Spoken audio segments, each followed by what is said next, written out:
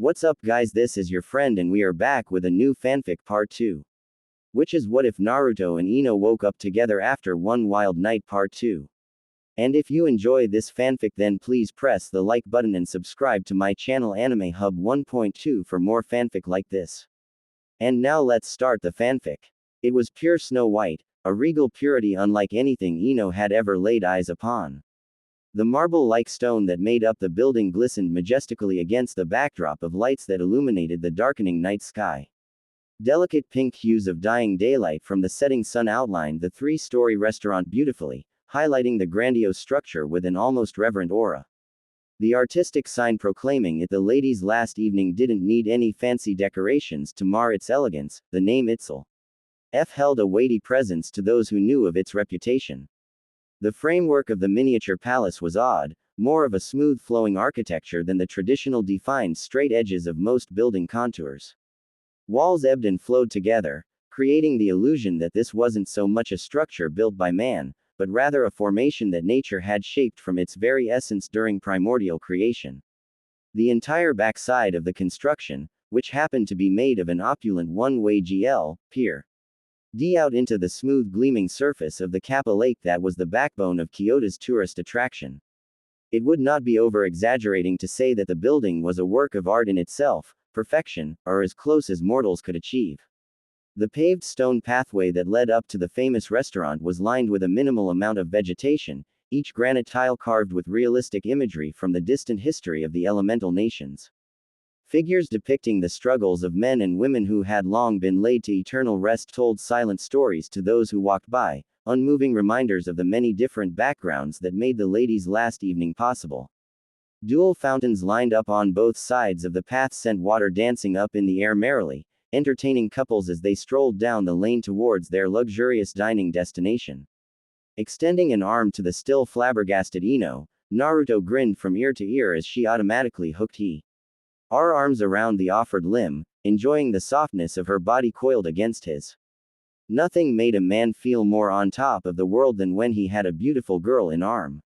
The envious looks he was receiving from the other men who couldn't quite tear their eyes away from Ino certainly didn't dissuade that feeling. The ladies' last evening, gasped Ino in astonishment. How? It costs almost half a year of my pay just to get in the waiting line for a table.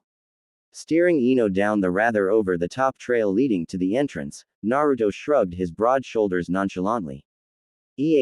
Well, I know a guy who knows a guy. Ino socked his arm, causing him to laugh. No, really, how did you get us a table here? Who says I have a table? I just thought it'd be a nice place to walk around. Quote. Bursting into belly-shaking laughter at Ino's devastated expression, Naruto had to double over in order to keep his balance as his body shook uncontrollably. Tears of mirth rolled down his cheeks as he pointed a shaking finger at the blonde girl. Oh my god, Ino, your face, he wheezed between heaving breaths. Priceless. Naruto, she growled with her arms crossed impatiently over her rather well-developed chest, heedless of the curious stares they were receiving from the rich couples who were walking past. You better not be yanking my chain here. Regaining his composure, the blonde male rested his hands on her shoulders. The warmth from his palms was a pleasant contrast to the nip of nightfall. Hey, trust me a little here, he implored with a gentle smile. I want to show you a good night, and get to know you a little better. Would I lie to you? Melting slightly at his tender tone, and cursing herself for being weak, Ino conceded and linked her arm with his again as they continued on down the path. But really, how did you get us a table here, Mr. Genin's salary? The maidard and I go way back, replied Naruto effortlessly. I sent him a message earlier today and he had a table cleared for us. Well, look at you, Mr. Connections, teased Ino with a wide grin. The heck type of history do you two share that gets him to backlog a bunch of nobles for you? Naruto ruffled his hair with his free hand, smirking arrogantly. Please, people bend over backwards to accommodate the future Hokage. Laughing at his antics, she allowed the deflection of her question to slide for now in favor of the excitement threatening to bubble over as they came closer to the entryway of the five-star restaurant. The ladies' last evening was rated as one of the top luxurious dining establishments in the entire elemental nations, often peaking at number 1 depending on the year. It wasn't just the lovely exterior and interior design, LLE boasted a World CL service team and a culinary staff that drew upon the best talents from across the lands. You could order food from all corners of the globe and there would be an expert chef on hand to deliver excellence to your demands. LLE was hailed by food critics as a culinary heaven that produced nothing short of masterpieces from their kitchens. Ino couldn't wait until she got to go back to brag to the girls about her evening out with Naruto. They were going to be so jealous. As they ped under the archway, soft music could be heard drifting out from within the entryway. Entering, Ino couldn't help but be riveted by the stylishly planned out design. The lighting was dim, low enough to alter the mood, but not so much that it was difficult to see. Artwork lay scattered tastefully around the villa-like interior, ranging from watercolor paintings of far distant lands to pencil sketches of bizarre conceptions wrangled from deep within the artist's darkest dreams. Sculptures, statues and various other artifacts were tactfully sprinkled into the environment, spaced out evenly so that nothing clumped together to create an unbalance to the roving eye. The entire ground floor was a panel of unblemished see-through GL that was laid over a MIV aquarium that boasted its own flourishing coral ecosystem that could be seen through the crystal clear water. Schools of curious nibbling fish and swarms of lethargic cnidarians swam side by side underneath the feet of the diners. Crabs, lobsters and other spiny crustaceans crawled under the crushing blue depths of the gargantuan fish tank, busily poking away at what they found in the colorful reef far below. Each of the lower-level tables was separated into their own private fenced-off areas to ensure maximum privacy for those who had paid a fortune to dine in peace. The low murmur of conversation mixed in amicably with the music being played, adding to the pleasant atmosphere of the restaurant.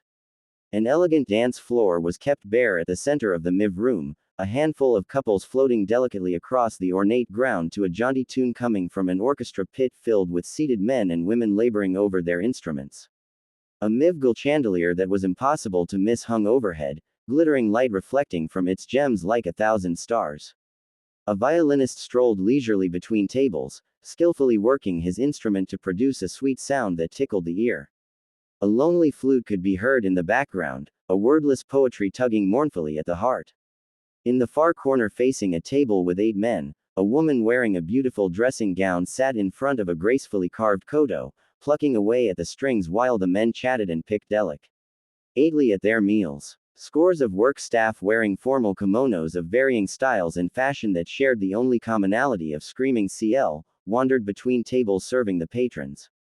A tall dark-skinned man was carefully pouring champagne into a curvy flute with an elongated neck, making conversation with the seated women enamored at his every motion. A woman in a dark blue kimono was carrying a tray with a flaming dish dispionately towards her table, completely unbothered by the burning heat inches away from her hair, which had been done up to such an extent that it made Ino's look like a 3-year-old's poor attempts at imitation. When they were done, the servers seemed to vanish, fading away to the background to allow their patrons to enjoy their meals in privacy. The eagerness swelling inside almost had Ino jumping up and down with glee. Resisting the urge to pinch herself, Ino instead cuddled Naruto's arm, earning her a slight leering smile from him. She eased off on squishing the side of her S against his elbow, not wanting to encourage him too much. She couldn't believe it, she was really here. Ino had always dreamed of being treated like a princess, but being a kunoichi tended to make one a realist. Wanting something doesn't always mean you'll get it.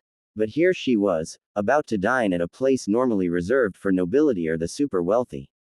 Shooting Naruto a speculating look, she couldn't help but wonder just how much she knew about her companion. This whole mysterious friend of a friend business was beginning to bother her. Ino hated mysteries. As the couple in front of them was led away to their table by a smiling server, Ino finally caught sight of the man in charge of running the front for the ladies last evening. He was dressed in a chic gray suit that rested easily on his tall wiry frame, immediately setting him apart from the other staff. A thick golden goatee protruded from a strong chin, winding upwards in a delicate curl that beset his severe expression.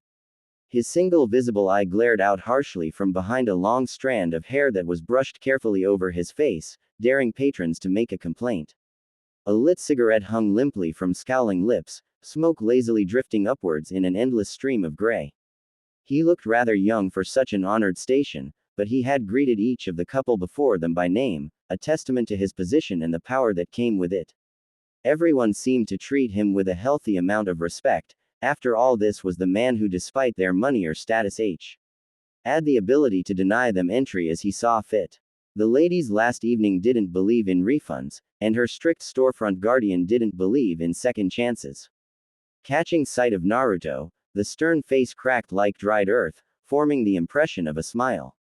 The normally pleasant facial expression added to his rather intimidating look rather than detracting from it. Well, he drawled, finally taking the smoldering cancer stick out of his mouth. A perfect ring of smoke was blown in the blonde Jinchuriki's direction. Look at what the wind blew in. I might have to call the busboy to come take out the trash. Naruto smiled back idly. Hell, Sanji, I'm a bit disappointed. Didn't think such a dive would leave garbage lying around. And at the entrance of all places, what were they thinking? The two men shared a hearty laugh before clasping their hands in greeting, the simple handshake quickly morphing into a one-armed hug that involved a lot of enthusiastic back-slapping. When they finally broke apart, they sported matching grins on their faces. Honestly, Uzumaki, I thought you said you'd never be caught dead in an establishment like this, remarked the now-named celebrated restaurant host, leaning up against his podium. Not alone I wouldn't, the blonde male retorted with a scowl, digging his pinky finger in his ear. A guy coming in by himself. How awkward would that be? Sanji finally turned his attention to Ino, who had been standing hesitantly behind her date. And you must be the lovely lady who convinced this idiot to grace my restaurant with his unsightly presence. Can't say you did me any favors, but I suppose your fine company makes up for this ruffian's uncouth appearance. As far as pity dates go though, I'm pretty sure you could have done better than him. Takaya Sanji, at your service, madam.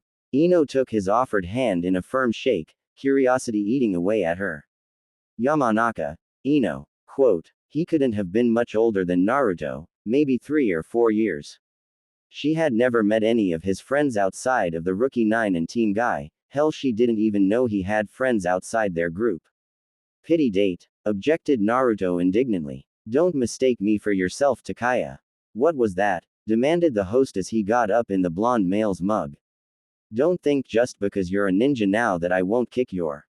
My leg's been itching lately, it must have known you were coming. Ino couldn't help but laugh as the two men scowled menacingly at one another, shooting daggers with their eyes and rolling up the sleeves as if they were preparing to throw down. Knowing Naruto, he wouldn't hesitate to do just that despite their location. Really, boys, she said with hands placed disapprovingly on curvy hips, you're making a scene. And indeed they were. The line that had formed at the front was starting to fill with annoyed-looking aristocrats who had no doubt never had to wait for anything in their lives. A quick glare from Sanji and the grumblings wilted away to nothing. Ah well, I wouldn't want to expose Yamanaka-san to scene of violence on her night out, sighed Sanji dramatically. Follow me, I've got your table all set up. Stifling a giggle as she watched Naruto flip his friend's back off while mockingly twirling an invisible goatee, the pair followed their guide who led them up the grand staircase situated before the dance floor. Ino ran her hand against the smooth hand railing, glancing downwards to catch a glimpse of an enormous angel fish drifting slothfully underneath them. Its single MIV plate-sized eye blinked up at her as if winking, causing her to stifle a smile. The second floor mirrored the ground level in design, but was far more spacious and accommodating in terms of the seating arrangements. There was also a stage where a number of elegantly dressed women were performing a traditional flower dance, moving in time and rhythm to the steady beat of an unseen drum. The floors must have been built relatively soundproof as the music below could not be heard over the dull pounding of the hand instrument. Not that I expect someone like you to appreciate this, Naruto, grumbled the older male as he led them all the way up to the 3rd floor. But I got you guys the best seat in the house. Ino gasped as they pulled to a stop at their table. Well, more like their section of the upper level of the floor. There was an entire room prepared with a low-seated dark wood tabletop that was polished to a reflective sheen. The futon cushions were expensive in appearance, practically a silent announcement of a lavish lifestyle, as was the smart bamboo shoebox that was at the entryway. There was no tableware to be seen, presumably they would be getting them when they were served. The window next to the table opened up into the vast expanse of the beautiful nighttime lakeside view. There was even a balcony they could walk out into with a smaller, more intimate table set out with two comfortable-looking chairs placed opposite of one another. The steps leading down to their private balcony put it low enough so that it would not obstruct their view from the table within the room. The menu and drink selection can be found in the holder in the side walls, the one-eyed host explained, pushing on a wooden panel to open up into a shelf elder revealing what appeared to be a leather-bound book. Ring the bell when you need an attendant. Giving a short bow, the man gave the couple a small smile before retreating to the doorway. Enjoy your meal. A server will be by to bring you refreshments. Oh, and Naruto, Sanji said as he paused at the entrance. Try not to this up, huh? You wouldn't believe who I had to tell to screw off in order to get you this setup. Quote. Naruto flipped him the bird, earning himself a smirk and another smoke ring. The bamboo doorway slid shut with barely a sound, leaving the blonde pair to seat themselves. So what do you think so far, Ino-chan? Asked Naruto as he took off his shoes, carefully seating himself across from her without upsetting any of the lavish decorative cloths. It's amazing, she gushed gleefully. Look at the view. The scene outside their window would have made a wonderful inspiration for a painting. A majestic mountainscape stretched up off on the far distant shore, dyed a faint salmon by the final remnants of sunlight as evening came into full swing. The glowing moon hung in the darkening heavens like a serene orb, surrounded by the thousands upon thousands of tiny candle light of stars that air slowly becoming visible. Boats could be seen lazily drifting about in the water, and at the center of Kappa Lake a MIV-lit cruise was anchored, an island of civilization in the hub of inky darkness. A soft rap on the doorway was heard before it was pulled back, revealing a young female server in a pink floral patterned kimono. She held herself in a demure kneeling position, showing all the grace and etiquette of a noble raised woman. Please excuse the interruption, honored guests, she intoned shyly. This one's name is Sayuri, and will be your humble attendant this night. She punctuated her greeting with a deep formal bow. If there is anything this one could provide for you this night, please do not hesitate to ring the bell. Sayuri gestured at the long length of golden rope hanging from the ceiling within reaching distance from the table.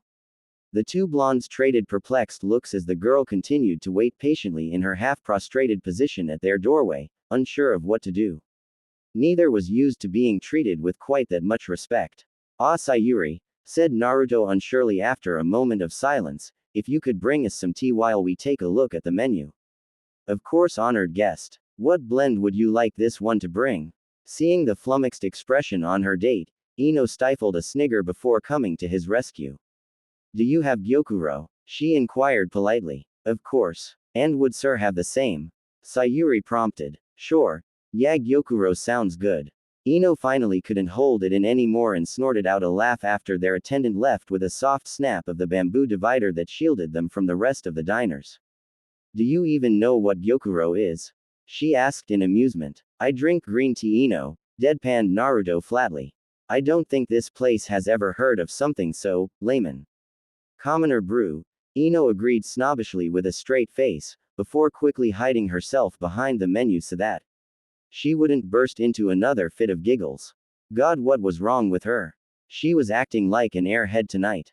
They'd probably throw us out on general principle if we asked for water.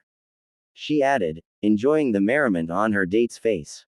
Honestly, Ino felt a bit out of place at such a prestigious establishment. She had been raised in a rather modest lifestyle despite being from a prominent clan in Konoha. Having Naruto here made it a lot less nerve-wracking. Everything just seemed to roll right off that boy's shoulders, and she couldn't help but be infected by his cheerful attitude. Ino's eyes widened comically as she began to page through the thick text that comprised what was the menu for the ladies last evening. They weren't kidding when they said LLE had a wide selection in their repertoire. She'd read through books published by the Intel department that were thinner than this. Holy crap, exclaimed Naruto, who was similarly flipping through the dense list of options. They got 40 pages dedicated to sushi alone. Quote, a quick scan through showed that not every single dish was unique, it was just that there were different sections of the menu. One divided for the types of food, another for the region from which they hailed, and still another by what season the food was normally served at, and on it went. A glance at the sushi section had her mouth watering, as there were a few selections she had heard about, but never had the opportunity to try mainly because it would burn a hole in her bank account.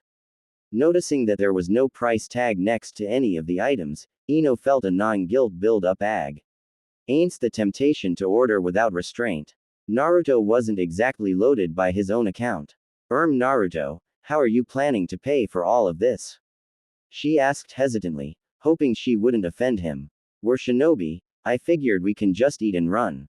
They wouldn't be able to catch us. Ino's jaws dropped, but she quickly snapped it shut as she spotted the look of suppressed mirth in his playful blue eyes. Huffing indignantly, she crossed her hands across her ample bosom, noting with pleasure how that simple movement caused Naruto brief distraction. I'm being serious here. I don't want to bankrupt you. Quote, don't worry about it, he waved off. Order as much as you like.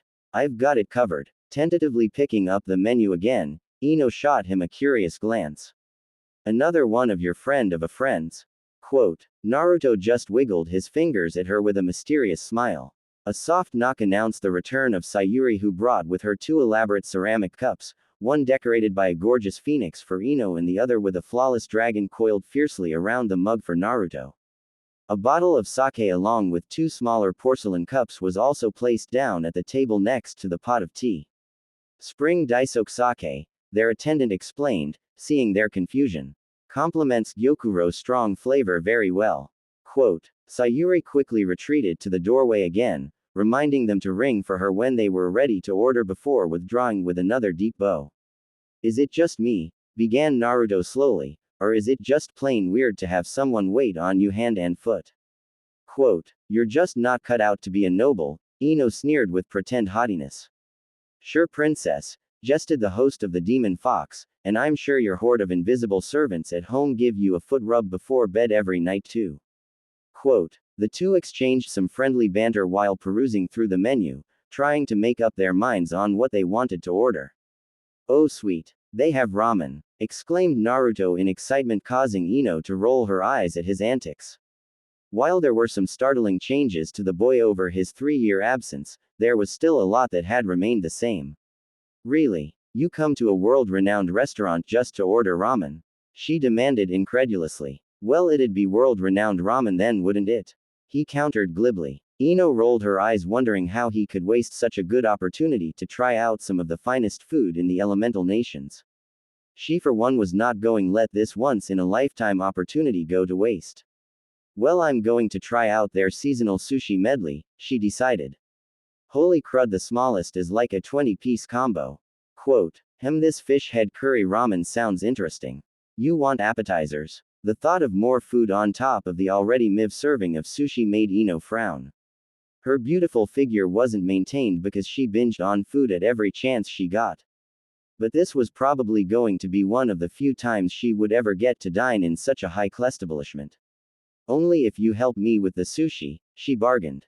Seeing his affirmative nod, Ino flicked through the appetizer selection and felt slightly overwhelmed by the selection available. There were too many for the brain to comprehend.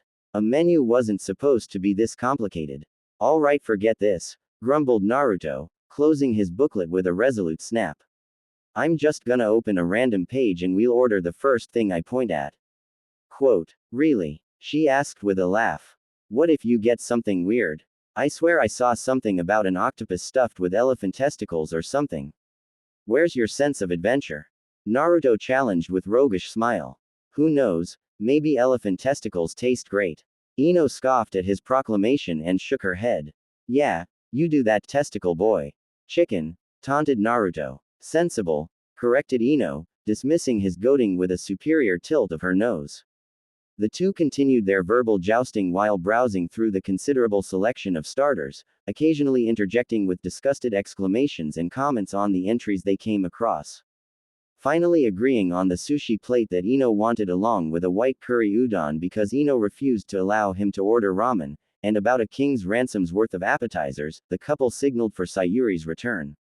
Their order was taken by memory, because their server certainly didn't write anything down as far as they could tell. But she managed to recite their order perfectly at the end of their dictation, so they weren't exactly worried they'd be getting their order mixed up.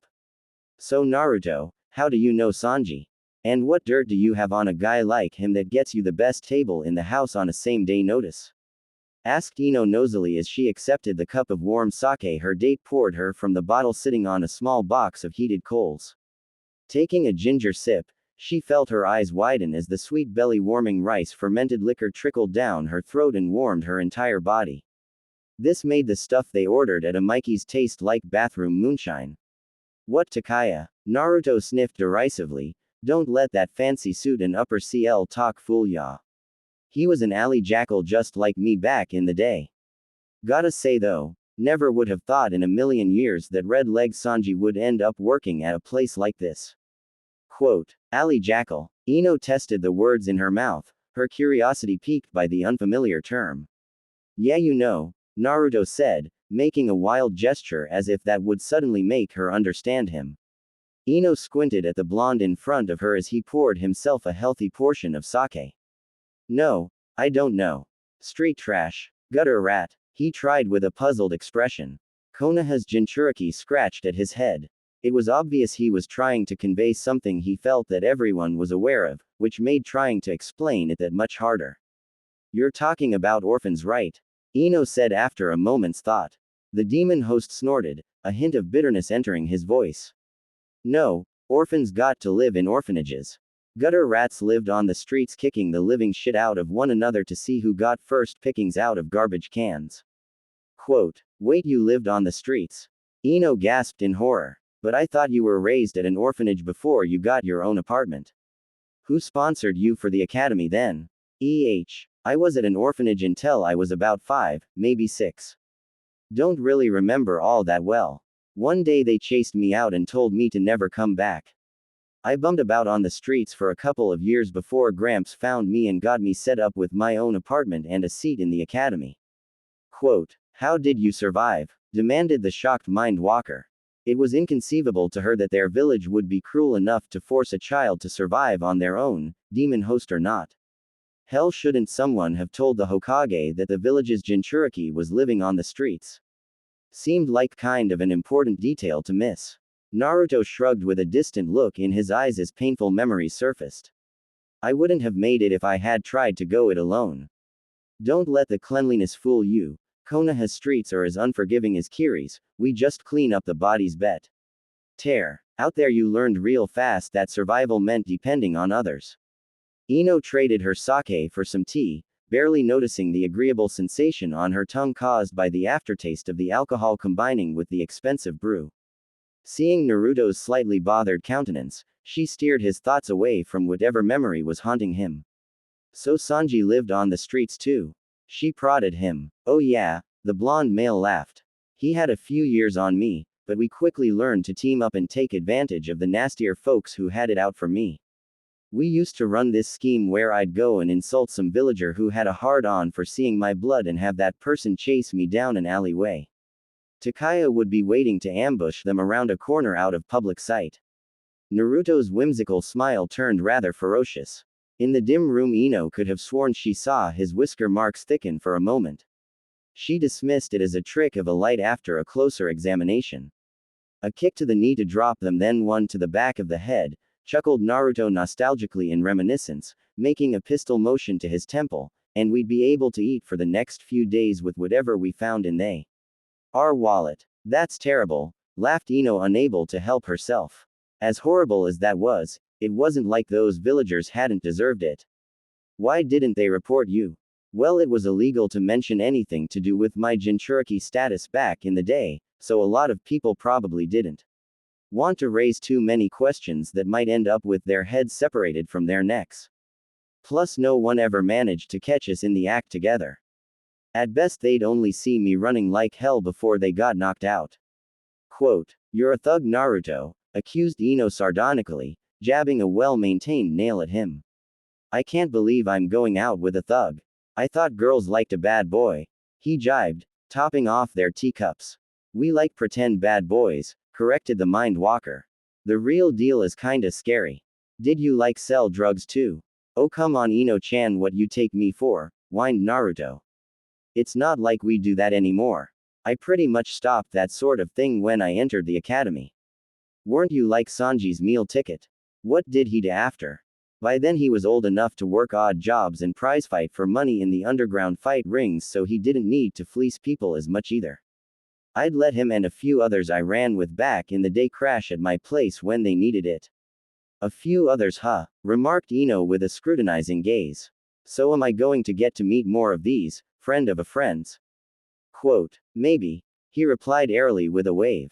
So now that I've told you a piece of my checkered past, it's your turn, Eno-chan. What if I don't have anything dark and checkered? She shot back inquisitively. Oh please, everyone's got a bit of history they keep to themselves, snorted Naruto as he lifted his cup to take a sip of tea. Oh? Asked Eno coyly, spotting a perfect opening to get back at him. Like the fact that you deflowered Hinata then Tamari. The blonde seated across from her choked on his drink, hacking violently as the hot liquid backed down the wrong pipe. Eno tossed her head back and laughed uproariously as her date struggled to regain his breathing rhythm from her surprise. TTACK.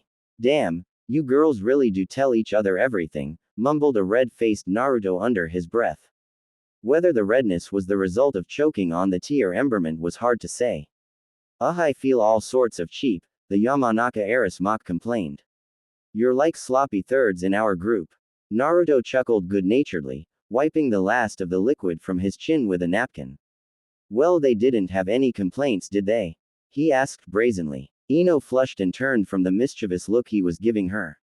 No, they certainly didn't. A few drinks in had both Tamari and Hinata drunkenly sharing their exploits with the blonde Jinchuriki. It still burned her ears to think about some of the mind-boggling things Naruto had done to them. The boy apparently spared nothing when it came to helping his lover achieve satisfaction. Didn't think so, smirked the blonde male. So back to you, Eno. Dark and terrible secret. Now, I don't have any, she insisted, shrinking in her seat. Oh come on, protested Naruto. You've got way too much dirt on me as it is. It's only fair. Oh fine, fine, she relented. Pausing to give it some thought, a particular memory shot to the forefront of her mind, much to her internal humiliation. Shooting the blonde male who was watching her with eagerness, she gave him a hard glare. You better not tell anyone what I'm about to tell you, Naruto. He made a crossing motion over his chest with his finger, then mimed zipping his mouth shut. I mean it, Naruto, if this gets out I'm gonna kick your. She threatened, waving a fist in his face. It's like you don't trust me, he snarked back smartly. Fine, Eno said while crossing her arms. Probably the only reason I'm telling you this is cause of all the alcohol I've consumed tonight. Still hesitating, she glanced back uncertainly at Naruto. Seeing the puppy dog eyes he was sending her way, she caved and finally surrendered to his go-on motions. Sakura and I used to practice kissing together back in our academy days. Naruto's eyes widened and he burst out into a fit of laughter after a moment of disbelief. It's not that funny, protested Eno weakly, her cheeks warm with mortification. Was this before or after you two became rivals? Asked Naruto after he regained his composure. After, Eno admitted embarrassedly. Practicing for the emo duck butt king the first take it. Snickered the blonde male. Now it was her turn to laugh. The moniker brought an oddly accurate image of the 12-year-old Sasuke to her head. What did you call him? What, the emo duck butt king?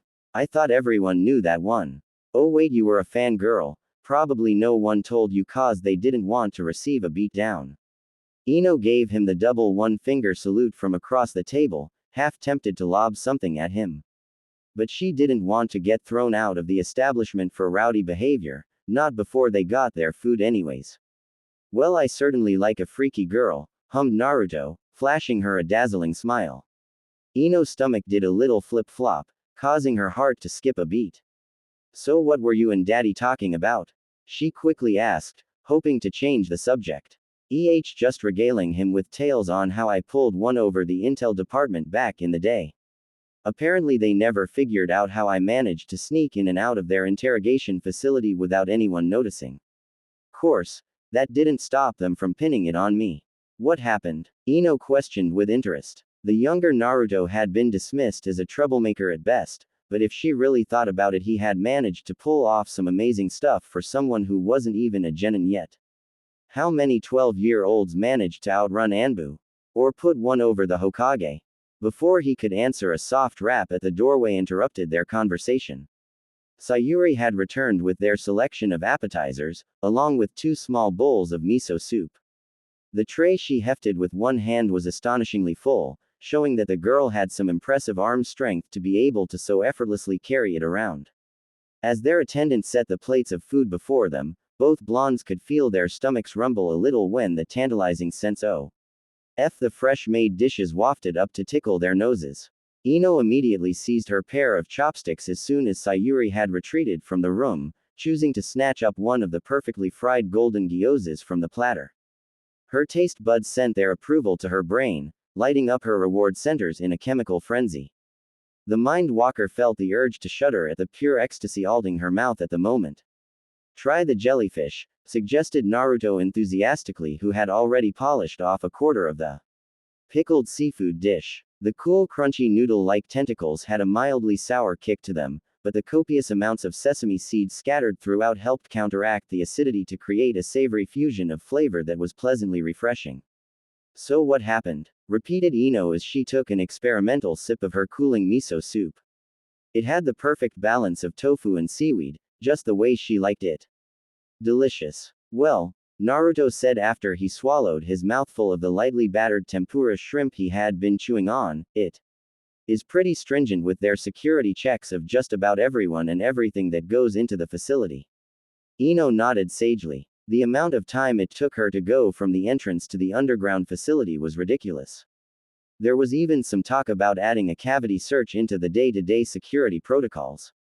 Luckily that had been quickly axed due to the uproar amongst staff when the idea had first been proposed. Ibiki was still grumbling about it, wondering if they were all just that squeamish or if there were that many people sneaking contraband in using their rectal cavities. But there is one person they never check, Naruto said with a wicked smile. Wait, really? Ino felt a stab of anger at the injustice of it. She had to stand still and pretty much be groped all over for 15 minutes at 4 separate stations every day, but some clown got to just waltz on through security. Who? She demanded. The Hokage. Quote. Ino paused in her fury to stare blankly at Naruto for a moment, her mind trying to process what she had just been told. You impersonated the Hokage, she said slowly. I don't even have words for that. You do know what treason is, right? That thing where you do something that's a crime against your village and ends up with you either thrown in a cell in IT for the rest of your life or have your head removed by sharp pointy objects. Quote. Naruto chuckled and waved his chopsticks at her. That only applies to ninjas. I was still a student back in the day, so I'd have gotten a slap on the wrist at worst. Course if I did it now. Ino rested her forehead on the table to cool her overactive mind. I am on a date with a moron, she moaned pathetically. Naruto poked at her scalp with his chopsticks, prodding her to see if she'd get back up. It's not like I prank people anymore. Besides, you have to admit it was pretty funny. Quote. What did you do? She asked, getting back to a more proper sitting position. It wouldn't do to have Sayuri walk in and see them acting like 3-year-olds. I hid random toys throughout the office during my inspection, laughed Naruto.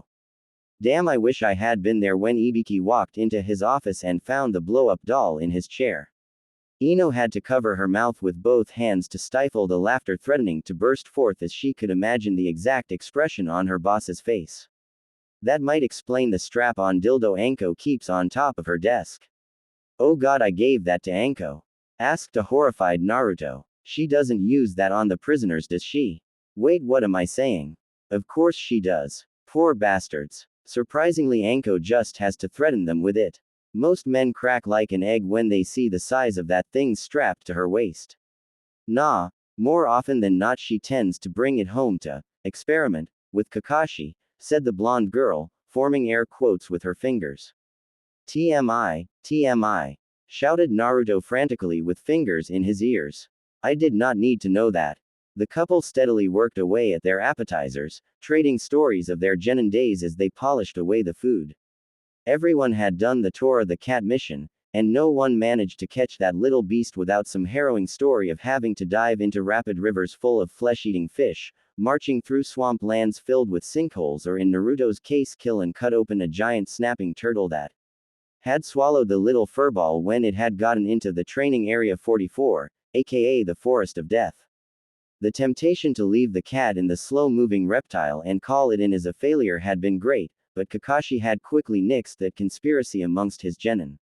Seriously? Demanded Ino in disbelief. Honestly, I thought it was just a rumor. You really ran into one of the 7 swordsmen of the mist on your first C rank.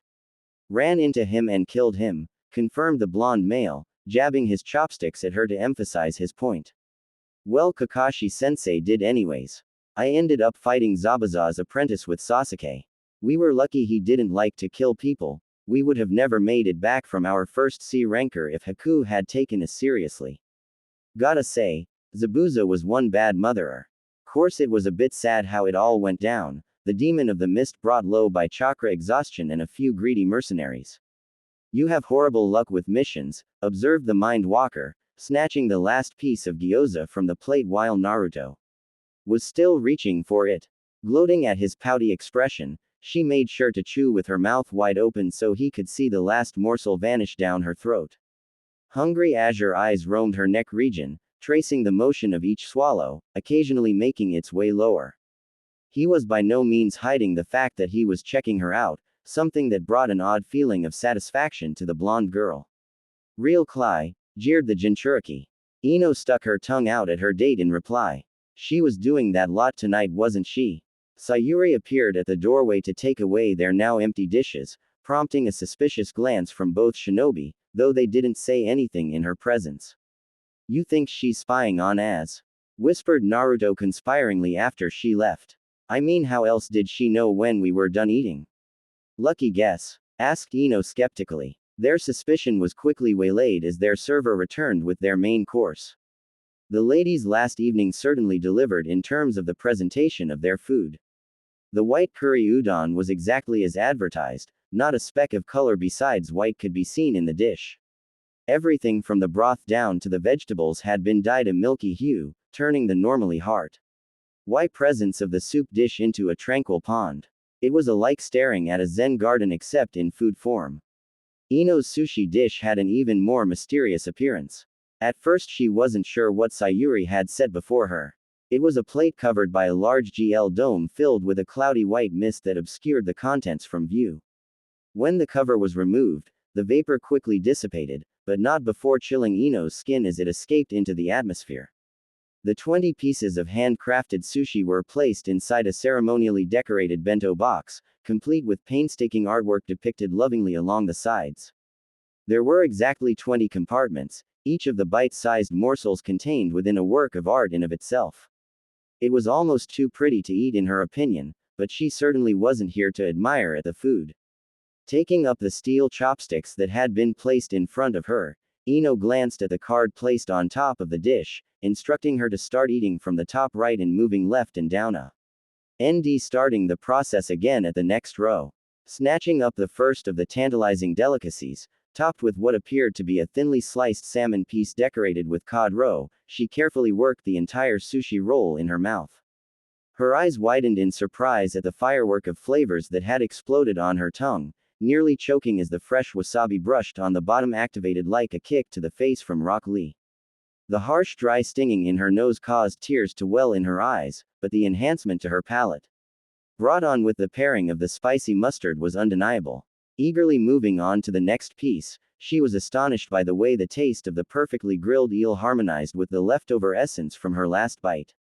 Quickly chewing through the second sushi piece, she snatched up the third, confirming her suspicion that the flavors of each sequential piece of sushi built upon that lingering taste of the last one. Screw this, thought Ino happily as she munched on the next morsel in the lineup. Naruto isn't getting a single bite. The white curry udon seemed to have found a place in Naruto's heart, judging by the pleased expression as he carefully worked the noodles into his mouth, careful not to splash Br. Oath onto his suit jacket. It was almost a shame to see such a masterpiece get eaten. Damn, this is some good stuff, he exclaimed as he took a careful sip of his tea. Glad you didn't order that ramen now, teased Ino. More like regret, lamented Naruto with a mournful air. Probably would have been amazing. Ino chuckled and popped another sushi piece into her mouth. 20 pieces was a lot, but with the way the dish had turned out, she'd have happily downed 2 orders even if she regretted it. Omoro, how come you never brought Sakura here? Asked Ino curiously. I mean a fancy place like LLE. A girl could fall for you pretty easily. Naruto grinned disarmingly back at her. Well, that's good to know. How's my progress with you? Averting her gaze, the Yamanaka tried valiantly to ignore the heat building up in her cheeks. Instead, she diverted his flirting with her original question. Don't try to distract me. Why haven't you brought Forehead here before? The whiskered blonde leaned back in his seat, a contemplative look on his face. I don't know, it just never really occurred to me back when I was chasing Sakura. Besides, I doubt Sanji could have pulled off these seats for me until this past year when the owner pretty much named him the de facto manager of the entire place. By then I'd already decided to move on. Quote, really? Ino raised her eyebrows. I mean, this seems like a surefire way to impress a woman. Naruto shrugged. I guess I just never put too much thought into it. I wanted to go out with Sakura because of what she represented to me. If someone like her could accept me, then that meant I had finally made it out of the street life. But I never really gave much thought about what that really meant. Dating's more than just asking someone out and spending time with them, it's getting to know them, both the good and the bad. Maybe I was just too much of a kid to understand that back then. So why me? Ino asked quietly. What makes me so special? Is it just cause you slept with me? I mean, you did with Hinata and Tamari too, but I didn't hear about you going out of your way to set something like this up for them. Quote, how do you know you're the only girl I've brought here? Naruto questioned with a playful smile. Maybe I bring every woman I want to take home here. Sanji pretty much said you've never been here, reminded Ino with a roll of her eyes. Idly walking his chopsticks across the table, the blonde of Team 7 shrugged after a moment's thought. Maybe you're the first girl I really wanted to impress, Naruto answered uncertainly. An awkward silence fell between the two shinobi as they both went back to eating, each lost in their own thoughts. What was Ino supposed to say to that? Naruto seemed to genuinely want to have a relationship with her, but she just wasn't sure. Despite her good looks, or maybe because of them, Ino had a rather bad dating record. Most the men she had gone out with had in the end had only one thing in mind, and she had quickly denied them that when she found out their aims. It made her a bit wary and suspicious when it came to guys declaring their interest in her. Maybe all this fancy attempts at wooing her was all a ploy just to get her back in bed with him. Though maybe that wouldn't be such a bad thing. The mind walker ruthlessly crushed that last thought, not wanting to give her mind time to explore that avenue too deeply. Time to change the subject. So what's it like living on your own? Asked Ino after a moment of racking her brain. She had been tempted to move out of her parents' place for a while now, but the allures of coming home and having someone take care of you had kept her with her family so far. Besides, she actually managed to save what she earned instead of blowing it all on rent and food. Naruto gave her a blank look from across the table. I don't know. It's not like I've lived with anyone before. Quote, well, I mean, is it hard to get by on your salary? I've been thinking about moving out, but it just doesn't seem worth it at this point in my life. The blonde shrugged. I managed to make ends meet. Though back earlier in my career it was a lot harder. Gramps paid for my rent up until I actually made genin, but once I got the headband I was getting by on what I could make off D ranks and the pitiful pocket change they hand us as our salary. Quote, Ino winced as she recalled just how much that was. She could blow it all in one shopping spree and probably not even get a quarter of what she wanted. Hey, if S rankers don't pay out, how the heck are you living so well? She asked as the thought occurred to her. Having been inside Naruto's apartment, it certainly wasn't what you would expect of someone getting by paycheck to paycheck. Bounties, he replied simply. That's the one high point on S rank missions if you're careful and have the time. Quote, bounties. Sure. You're sent deep into enemy territory, you're bound to run into someone famous and worth a lot of money to some other country looking to collect their head. That's my compensation for running an S-op. Quote, Ino grimaced as she imagined a bearded Naruto running around with a bloody sack full of heads thrown over his shoulder like some psychopathic Santa Claus and shuddered slightly at the image. I've paged through the bingo books, some of them are worth a lot. I think Asuma Sensei was somewhere in the millions, she said. How often do you manage to run into someone like that? Surprisingly, not all that often, Naruto laughed. It's not a guaranteed thing, but when you do, the payout's nice. Save up some of that cash instead of spending it all, some careful investments, and voila. No need to worry about money. Investments? She probed, quirking an eyebrow at him. Yeah, I have a stake in 3 companies. One's a shipping business out of Wave Country. A friend of mine came to me with the idea a few years ago looking for capital to fund his venture, and I handed him some cash before I pointed him towards Wave.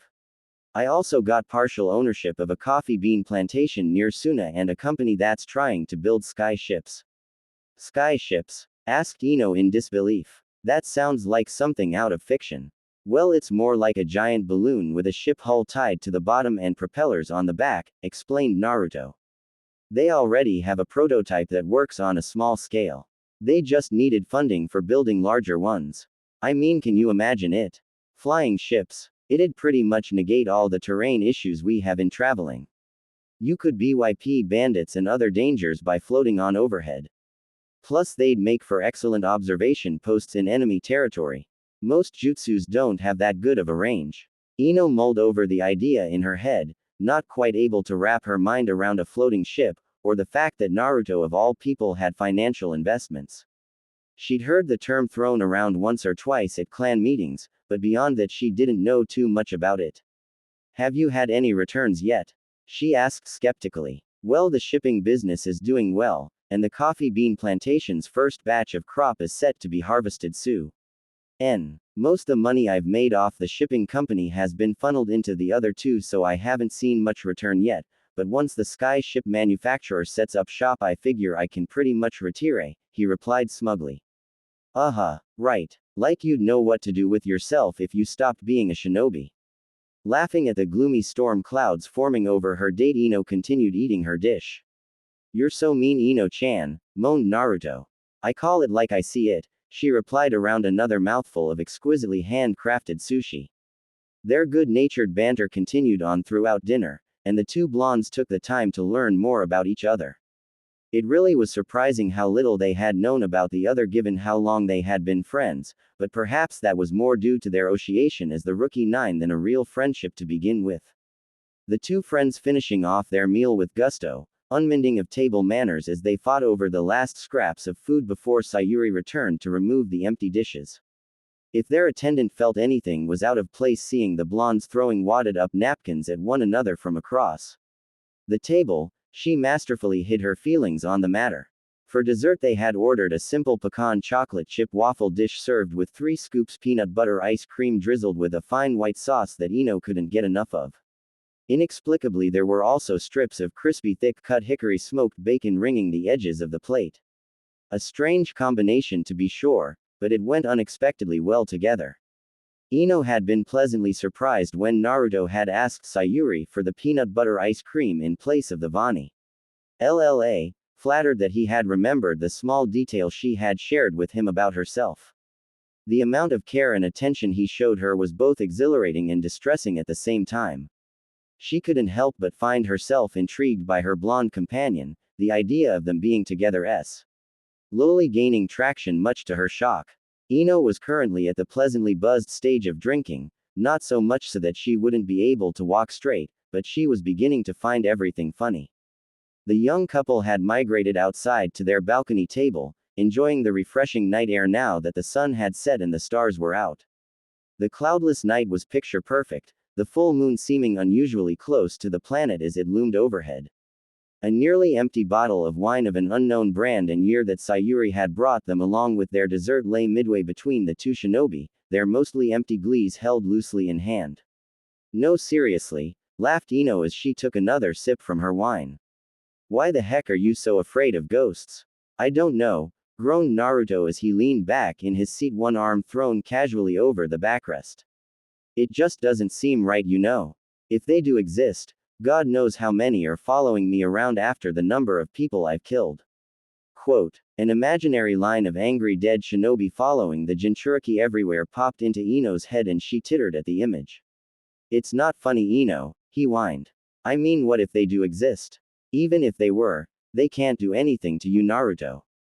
Well, I don't want a bunch of dead holes hanging around watching me poo. Ino spluttered out a mouthful of wine as she cackled at her date's distressed retort. The picture of a couple hundred dead spirits trying to squeeze themselves in a stall with Naruto squatting over the toilet sent her into stitches. Naruto continued to pout as the pretty mind walker fought to regain her breath. After reducing it to a handful of giggles, Ino reached for another refill of the tasty red wine only to have a few drops come out. Ah, she said with a crestfallen face.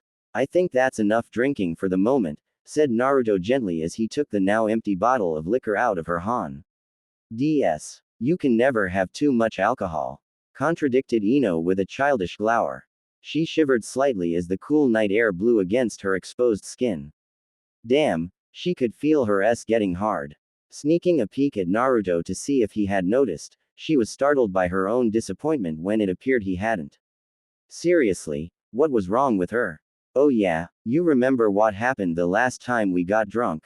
He asked with a sly grin, the whisker marks adding to his foxy expression. Heat crept into her skin as she blushed attractively. Oh yes, Ino remembered, vividly. Shit, her S were getting harder. No way he wasn't going to notice now. Why did she decide to wear the thin lacy bra again? Fine, she pouted. Naruto glanced at his timepiece and frowned slightly. Well, it seems we have a decision to make, Ino-chan. Oh yeah, the Yamanaka leaned forward on the table with her head propped on one arm, making sure to angle hers. Elf so that plenty of cleavage was exposed. A smirk graced her lips when Naruto took a glance down at the open invitation, then doubled back for another peek when he noticed her predicament caused by the chilly air. She preened internally as she watched him swallow visibly before tearing his eyes away from her chest area, appreciative smile curving his lips. It's 10:30 at the moment. If we leave now I can get you home a little after 11 o'clock, probably at an hour that won't have your father camping out at my apartment waiting to slit my throat. But, she asked eagerly. Ino was having a great time and she wasn't ready for the night to be over just yet. Naruto smiled warmly as he reached a hand out across the table, palm up. Ino placed her hand across his and returned his grin when he closed his hands around hers. But I'm having a lot of fun with you tonight and I'd love to spend more time with you if you'd like the same, he continued, fingers intertwining with hers. Ino bit her lip in silent contemplation. Part of her was very keen to carry on with their date, to explore where this growth in their relationship would lead. She felt like she had gotten to know a bit more of the real Naruto, the side he rarely showed anyone, not even Sakura. Plus he was just an all-around fun guy to hang out with. Naruto had already heaped surprise after surprise on her tonight, no doubt he probably had something else planned. Yet the eagerness was also what made the decision so difficult. She was having the time of her life, enamored with his charisma and more than a little drunk. Letting this continue was dangerous, because she knew all too well how it might end if she let it. And every minute she spent in his company was making it that much easier for her to allow herself to let go. Oh, you'd risk daddy skinning you alive just to have a bit more time with me? She asked softly, searching his eyes for deceit. Plenty of boys had claimed similar things in the past, but when push came to shove it had all been empty boasting to impress her. They eyes were the best measure of honesty. Even the best liars couldn't avoid the natural ticks in the window to their souls, not unless they were sociopaths. Ino was relatively certain Naruto wasn't a sociopath. I'd take on all of Odo for one more minute with you, Ino-chan, he whispered huskily. His gaze was unwavering, no hesitation present. Belly warm with wine and fuzzy feelings that needed further exploration, Ino graced him with a heartfelt smile, mind made up. All right, Uzumaki. You get to enjoy a few more hours of my company. The Mermaid's Palace was an innovative fusion of nightclub, casino, diner and entertainment district all by itself on board a MIV retrofitted cruise liner that was always seen pedaling about on the Kappa Lake no matter the hour. The former luxury Ocean Voyager boasted 3 separate dance floors, 2 dining halls, a theater, a casino, 2 decks dedicated for shopping alone, a floor for entertainment, multiple swimming pools on its open decks, and rooms at the bottom of the hull for those who wanted to rent out a space for or private activities. Its reputation was a well-earned one, hailed as one of the hottest hangouts for the young and wealthy. There were hushed whispers that perhaps the owner of the Mermaid's Palace was involved with less reputable business ventures, but the air of danger only added to its mist. IQ and allure for those seeking excitement.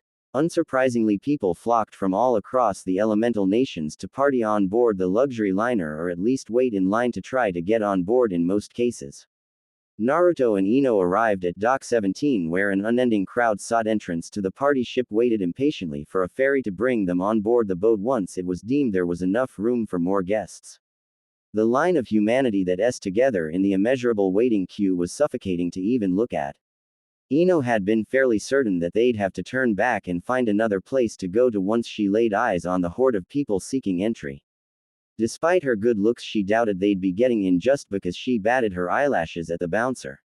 But lo and behold, Naruto had marched right up to the head of the line as if he owned the place, not even pausing to acknowledge the disgruntled people glaring at them from the line. Judging by how quickly the entry guard pulled back the red velvet rope holding the crowd back when they spotted him, Ino wouldn't be surprised if Naruto had in fact neglected to mention that he had some ownership of the ship during their lengthy dinner conversation.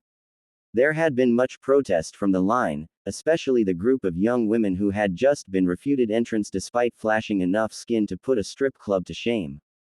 The MIV dark-skinned bouncer had scowled and told the complainers to shut the hell up or get out of line if they didn't lick it. The griping continued, but no one moved. Naruto led Ino to a smaller, more private boat, away from the crowded ferry most the other disgruntled line waiters were being packed onto. The reserved boat was a miniaturized version of the larger transport, with generous spacing where a group of less than 10 could seat themselves comfortably in the lavishly designed interior. Despite the other boats still being grounded, a nod to the captain from Naruto had them taking off for the glowing dot in the distance without further ado. 10 minutes of light snacking washed down with some soft drinks and they had found themselves on board the MIV cruise, unmolested by the security personnel that had simply moved aside as they waltzed past the checkpoint where dozens of others were being searched. Ino was getting ready to interrogate her date on just what kind of connections he had with the luxury cruise party line, but put it off in favor of admiring the dance floor they found themselves on once past security. Hundreds of people were swaying and bouncing to the psychedelic beat blasting from the speakers, the semi-darkness and blinking strobe lights illuminating flashes of sweat and skin. The dizzying flashes of color was a shock to the senses, ugly if examined closely, but absolutely mesmerizing if you weren't sober. It was doubtful anyone here was sober. People rocked to and fro in time to the sound and slight shift of the waves, all dancing like it was the last night of their lives. There was something primal about the movement of the dancers, as if the music called up something so old and deep within humanity that the higher conscious couldn't truly express in anything less than motion. The blonde girl found herself on the end of more than one lecherous stare as they cut through the crowd, but the gawkers quickly looked away when Naruto shot them a menacing glare. The few that had dared reach for her quickly withdrew their hands when he bared his teeth at them in a growl noticeable even through the din. Naruto rested his hand on her lower back gingerly, gently steering them between frantically rushing club goers. His large frame easily shielded her from being jostled by the other guests on board the ship, more than once sending some inattentive person reeling backwards. Though she didn't need the protection, Ino greatly appreciated the gesture. The bar was crowded, but Naruto had volunteered to get them some beverages while they considered their next plan of action. After receiving a warning not to accept any drinks from strangers, and returning with a, "Do you think I'm stupid?" glare, Ino found herself alone by the tables, watching the writhing crowd with interest. Clubbing had never really been her thing, but she'd been to a few with the girls. None quite as big as this one though. "Well, hello there, little lady, you look like you could use some company tonight." Ino turned and raised a golden eyebrow at the three men who had approached her from behind. The dark markings on their skin branded them as members of the Yakuza, criminal empires that span beyond villages and even nations. These sophisticated mobsters did everything from threatening the local mom and pop store for protection money to running the intercontinental opium trade that had its poisonous fingers in just about every walk of life. On general principles, shinobi didn't mess with these ruffians unless they were directly related to the mission objectives. Ninja might be stronger, faster and better killers, but there were a lot of Yakuza Enough that if they ever decided to start trouble, it would prove troublesome, to borrow Shikamaru's catchphrase, even for a village full of shinobi. I'm fine, thank you, she replied tersely. Turning to move away, she found her arm trapped by the lead man, a shirtless thug whose eyes gleamed with lust as he stared at Ino. The blonde felt a shiver of disgust build in the base of her spine. There was hardly any doubt what this vulgar animal wanted with her. Don't be like that pretty lady, he leered, eyes roving across her exposed skin.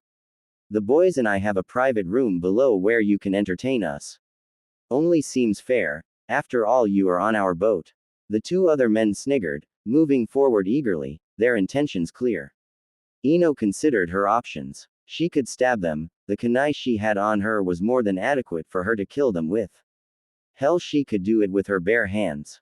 Of course, that might bring an untold amount of trouble on her head if someone recognized her, but by the gods, that was tempting. Screaming went against her pride as a kunoichi, and it was doubtful she could be heard over the noise or if anyone would even help anyways. Jerking her hand back, she glared at the three men, one of her hands snaking towards a hidden kwani. I'm warning you, whole, touch me again and you'll regret it, Ino snarled. Oh feisty, slurred one of the goons drunkenly. I like that, you're probably a screamer, aren't ya? Why don't you come downstairs, scream for us, pretty bird? I promise we'll be gentle. We have a problem here. Ino had never felt so relieved to hear Naruto's voice before. Turning to scold the blonde for taking so long and leaving her alone to be harried by these lowlifes, she felt the words die in her mouth when she caught a glimpse of his Kowlin.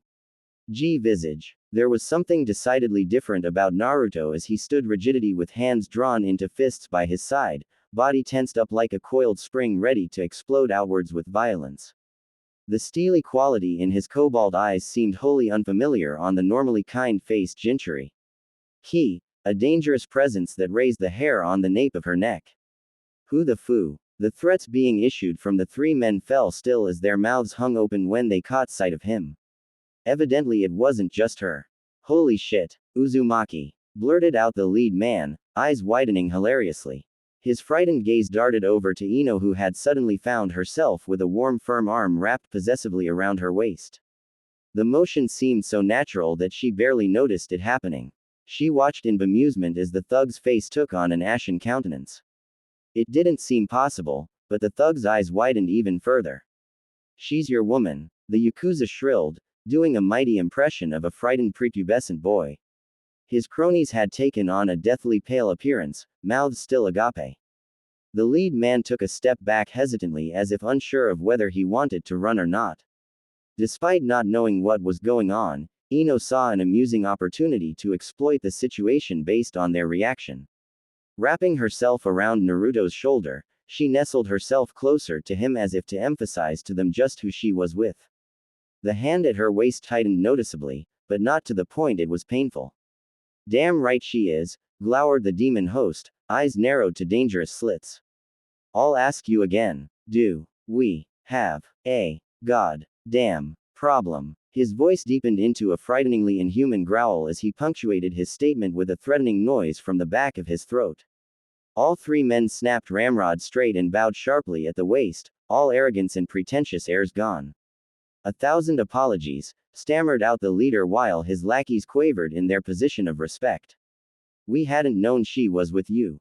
A sharp thrill of fear stabbed at Ino as she felt the killing intent boiling off her date. Beads of sweat had broken out visibly on the three men's forehead, but they remained in their submissive positions, suffering through the moment of silence like cornered animals. After what seemed like an eternity, the dangerous aura finally dimmed, allowing them to breathe again. Disappear, snarled Naruto harshly. The three men scrambled over each other to get away after his abrupt dismissal, racing to see who could put the most distance between them and the spiky-haired blonde. Ino let her hold on Naruto loosen, but his own remained securely around her waist, a pleasant roaring weight. Ino, he murmured lowly, drawing her closer. Are you all right? Chuckling at his concern, Ino edged her head to one side, examining her date. Even through the dim lighting, she could see that the whisker marks had definitely thickened, and this time it was most certainly not her imagination. On impulse she leaned forward and pecked him on the cheek, noting how the whisker marks were not in fact just skin aberrations like most thought. Bu Actual grooves that cut deep into the epidermis. I'm a big girl Naruto, I can take care of myself, Ino reared him playfully. Thanks for the save though, I was gonna start stabbing people and that probably wouldn't have ended well for anyone. Quote. She wiggled her kunai to emphasize her point, hoping the slight levity would calm him down. Seeing no reaction, Ino searched his eyes, startled to see flecks of gold glint unnaturally in the normally clear watery sapphire. His breathing was still more labored than normal, a sharp motion in his chest that she could feel against her form due to the closeness of their bodies. Naruto continued to hold her close, his grip relaxing but still protective.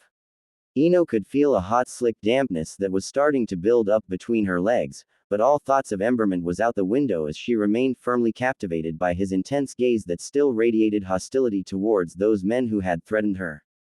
The aggression present was turning her on like nothing before. Something about having Naruto so jealously possessive over her made him suddenly all the more attractive.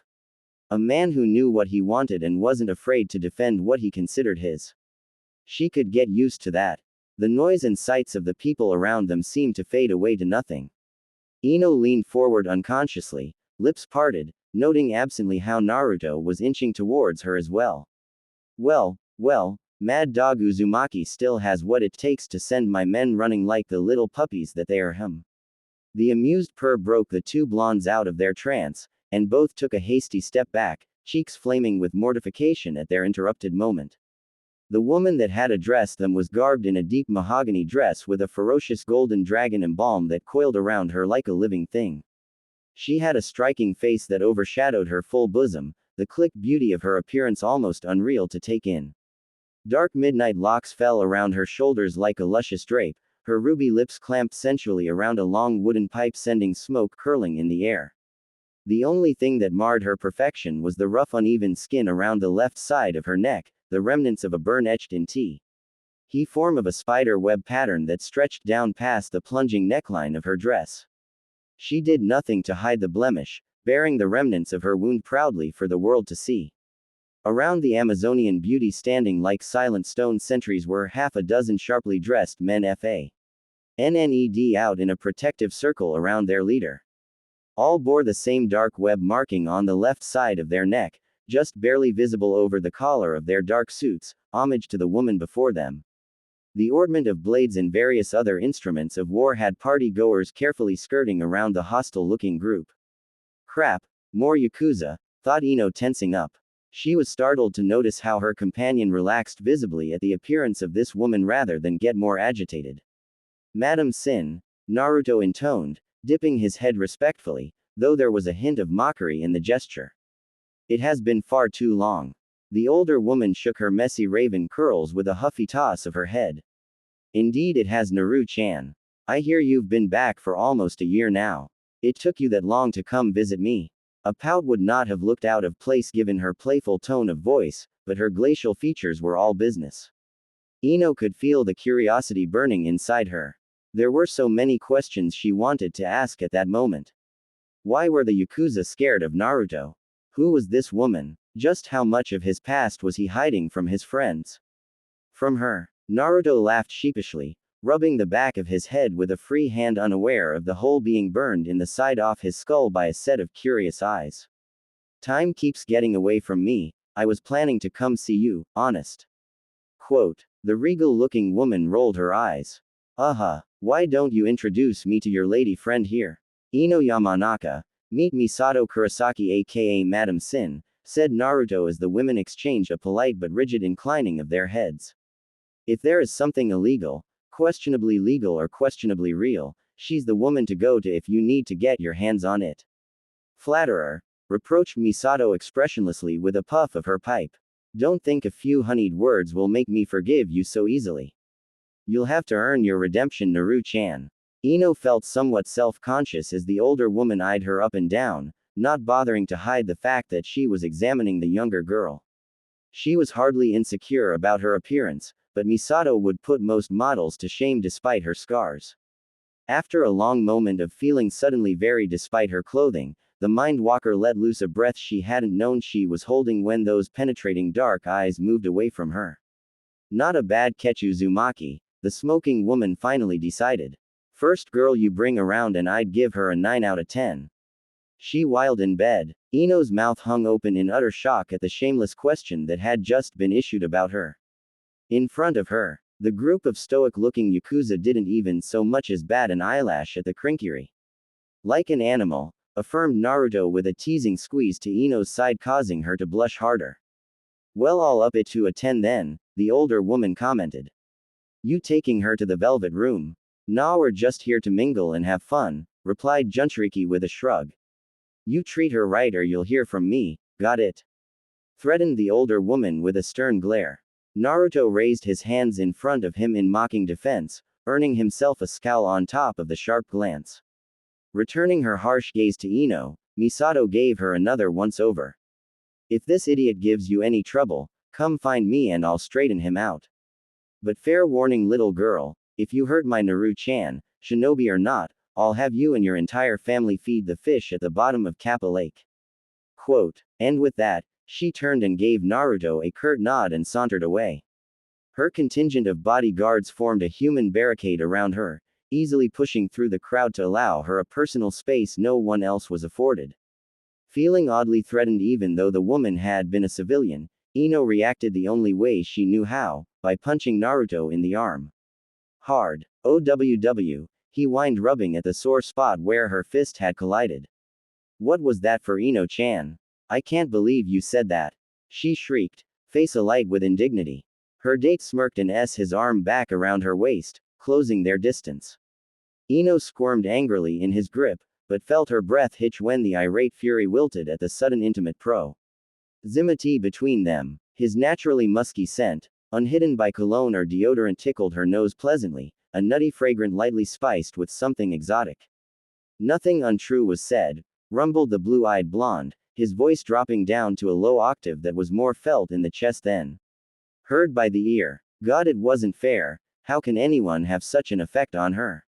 Her thighs quivered, as if in response to his voice. She was going to wet her panties at this rate if he didn't stop doing that territorial alpha male impression of his. Falling into the friendly embrace he was giving her, Ino sighed as her anger melted away in his arms, her face rested against his chiseled chest. Her S perked up in reaction to his scent, which was slowly engulfing her as she rested in his gentle hold. Jerk. She mumbled sullenly into his suit jacket, resentful at how effortlessly he had diffused her. Where's my drink? Ah crap, groaned Naruto. I left before the bartender finished when I saw those clowns hlingu. Quote. Come on, sighed Ino, towing him by his hand. I'll come with you this time. After the two finally managed to retrieve their beverages, a citrusy tail for Ino and tumbler of amber liquid on ice for Naruto, they settled at a recently vacated table, one of those tiny round ones that were 2T. All to be practical, requiring chairs that were so high up that even sitting on it when sober was a dangerous feat. So, gonna tell me why a bunch of yaks are running scared from you, mad dog Uzumaki? Ino asked sarcastically after taking a sip of her drink. Naruto had suggested it, and she couldn't disagree with the taste. Just enough sour to offset the bitterness of the liquor with a sweet aftertaste that affectionately balanced out the pH level inside her mouth. This was what alcohol was supposed to taste like in her opinion, contrary to what hard liquor fanatics might claim.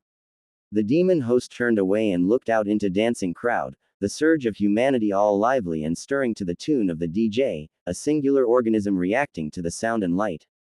Stimulation in the environment. Ino didn't push further, knowing that her friend was simply gathering his thoughts on how much he wanted to share with her. By the time he returned his attention back to the blonde girl, she had managed to finish off half of her drink. Life wasn't easy for me as a genin, he conceded with a sigh.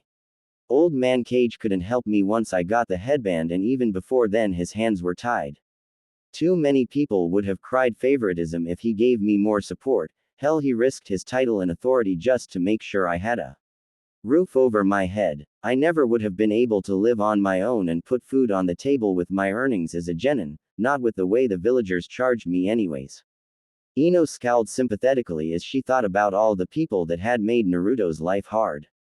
She really had to wonder how growing up like that he hadn't turned out similar to Gaara when they had first met him. It would hardly have been surprising if he had. Holes, she groused, earning her an appreciative upwards turn of the lip from her friend. There was another long spell of silence as he examined the crowd intently. Finally he turned, opening his mouth several times and pausing, as if unsure how to phrase what he wanted to say. I had to do some side jobs for a while to keep things going. I earned a bit of a reputation with Underworld because of that, he finally bit out, discomfort evident in his slouched posture. The Mind Walker placed her GL down and gave her fellow shinobi a hard stare when he did not elaborate. Naruto, you know we can't seek outside employment once we've taken the oath. That's treason. Naruto snorted dismissively. Yeah, well, treason kept me warm and full, so the hole that put down those rules. Where were they when I needed a meal? Or when I needed to pay for heat to keep me from freezing during the winter? Ino looked away from the angry blonde, feeling for his situation, but torn knowing her friend had broken one of the cardinal rules of being a shinobi. Loyalty above all else. Theirs was a profession that lied, cheated and murdered, but even shinobi held some things sacred, otherwise what did they have left? But loyalty was a two-way street.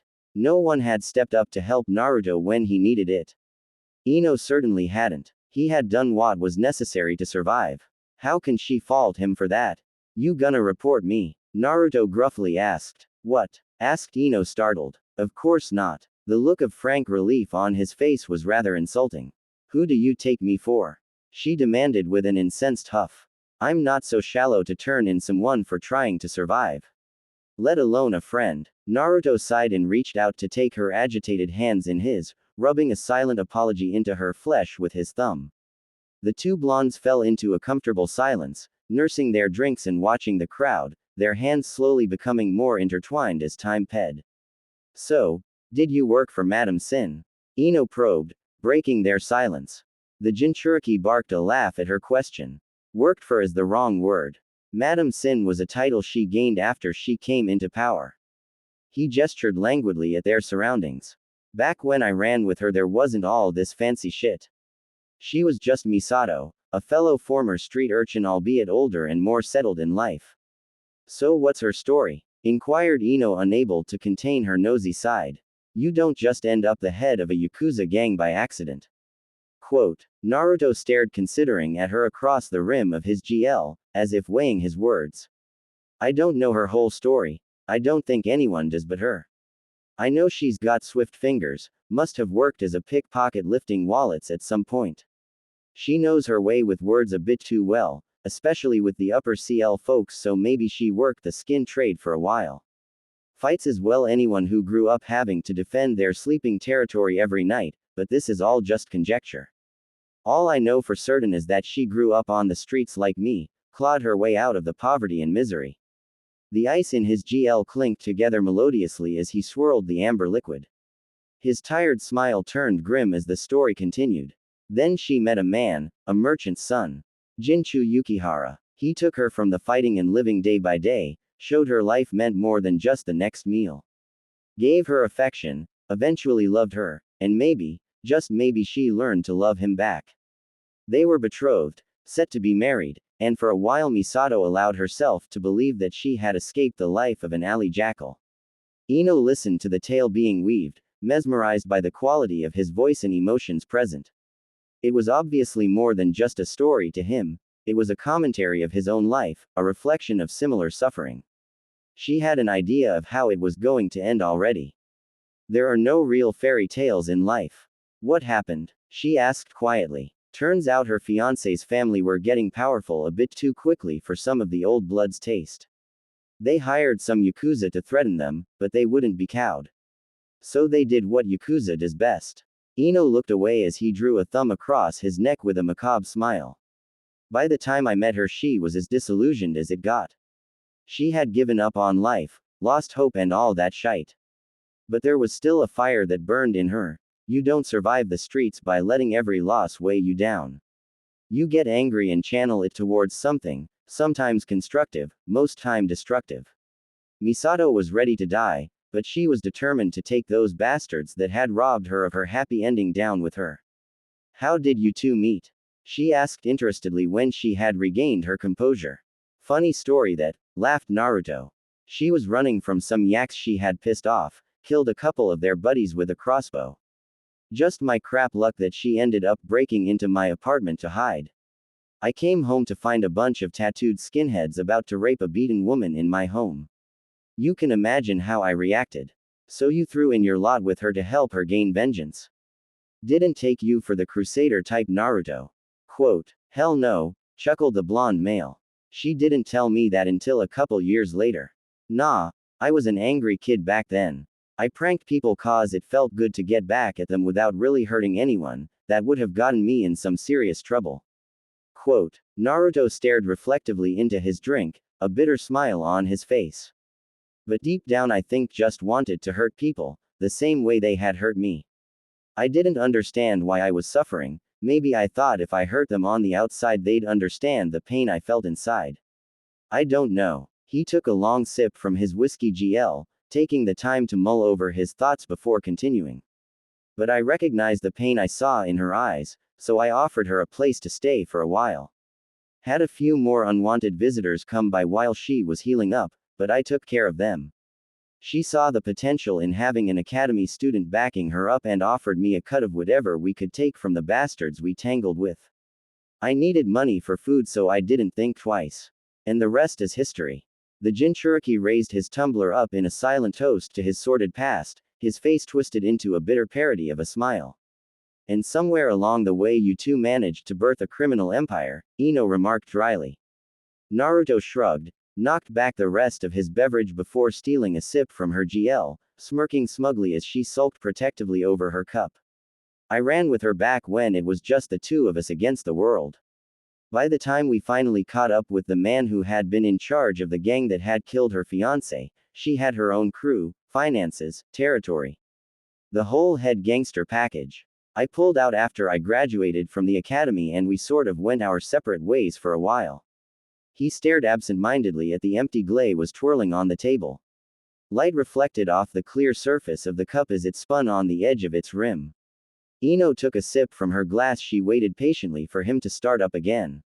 Finally the movement of the GL came to a halt. She went on to look for the family that had ordered the hit on her lover and I moved on to Team 7. I did odd jobs for her now and again, things her crew wasn't suited for. She would take care of my rent for me. Occasionally I'd find money stuffed under my doorway when my bank account looked particularly slim. I never did ask how she knew. The blonde's expression turned gloomy, pain evident in his grimace. Then old man Cage died. Quote, Ino's eyes softened when she saw the sad demeanor Naruto had taken on. Even after almost 5 years it seemed Sarutobi's ping still bothered him. She hadn't known the longest reigning Cage of Konoha very well, but she recalled a grandfatherly man who frequently stopped by the academy to encourage the students. It had been a dark day for all Leaf Shinobi when the disciple of the first and second Hokage had sped on to the next life. It was a tough time for me, but I thought I could stick it out, that things would get better. Like Misato, I had come to believe that maybe I had finally crawled my way out of that shitty existence. Even if old man Cage was gone, I would live a good life to honor his memory. Snorting in derision, the blonde glared at the clear tumbler he held in his clenched fist. The highball GL cracked audibly and then exploded into shards under the intense pressure of his grip. Ino let out a startled yelp at the unexpected motion. Blood poured from the open wounds on his hand, dyeing the pieces of broken glass they fell from his lifeless grasp. Let me see that, she said with concern, gently taking his hand in hers. Don't bother, Naruto replied curtly. It'll heal soon enough. Picking the shards of crystal out of the cuts in his hands, she watched in fascination as his skin began to close up from the shallow lacerations. Ino had heard of his unnatural regenerative capability bestowed by the Kyuubi, but this was the first time she had witnessed it directly. It was different from medical ninjutsu, the skin didn't scar over. The bleeding flesh seemed to simply knit back together, not a single sign of previous damage visible.